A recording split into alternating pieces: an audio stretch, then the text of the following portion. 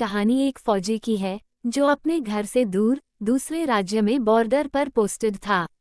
एक बार बॉर्डर पर लड़ाई छिड़ गई और लड़ाई जीतने के बाद घर लौटने की बारी आई तो उसने अपने माता पिता को फ़ोन किया और बोला, माँ पिताजी, मैं घर आ रहा हूँ, लेकिन घर आने से पहले मुझे आपसे एक बात पूछनी है।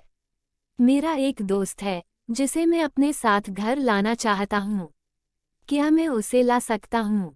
माता पिता दोनों बोले, बिल्कुल बेटा, ये भी कोई पूछने की बात है। हमें तुम्हारे दोस्त से मिलकर बहुत खुशी होगी। फौजी ने बोला, पहले आप लोग एक बात जान लें कि लड़ाई में वह बहुत बुरी तरह घायल हो गया है।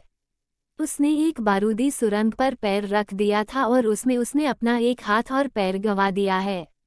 उसके पास कोई जगह नहीं है जहां वो जा सके, इसलिए मैं उसे अपने साथ रहने के लिए लाना चाहता हूँ। उसकी यह बात सुनकर उसकी माँ बोली, बेटा, तुम्हारे दोस्त के बारे में जानकर हमें बहुत दुख हुआ। हो सकता है हम उसके रहने के लिए कोई जगह तलाश कर सकें। फौजी ने कहा, नहीं माँ, मैं चाहता हूँ कि वो हमारे साथ रहे।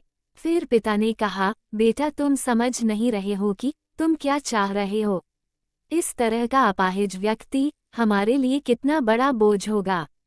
हमारी अपनी जिंदगी है जीने के लिए और हम नहीं चाहते कि इस तरह की कोई भी परिस्थिति हमारी जिंदगी में दखल दे। मेरे हिसाब से तुम्हें अकेले घर आना चाहिए और अपने दोस्त को वहीं छोड़ देना चाहिए। वो अपनी जिंदगी जीने के लिए कोई ना कोई रास्ता निकाल ही लेगा। ये सुनकर उस फौजी ने फोन रख दिया। कुछ दिनों बाद उसके माता पिता को पुलिस से एक संदेश मिला जिसमें उन्हें बताया गया कि उनके बेटे की एक बिल्डिंग से गिरकर मौत हो गई है।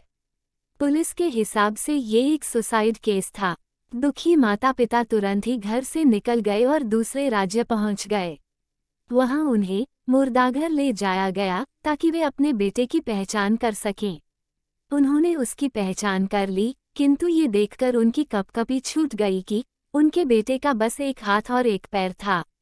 दोस्तों, इस कहानी में जो माता पिता हैं वे हम में से बहुत से लोगों की तरह हैं जो अपनी सुविधाओं को सबसे अधिक महत्व देते हैं। वे उन लोगों से प्यार करना और उनके साथ रहना चाहते हैं जो दिखने में अच्छे हैं, स्वस्थ हैं या फिर जिनके साथ रहकर उन्हें मज़ा आता है।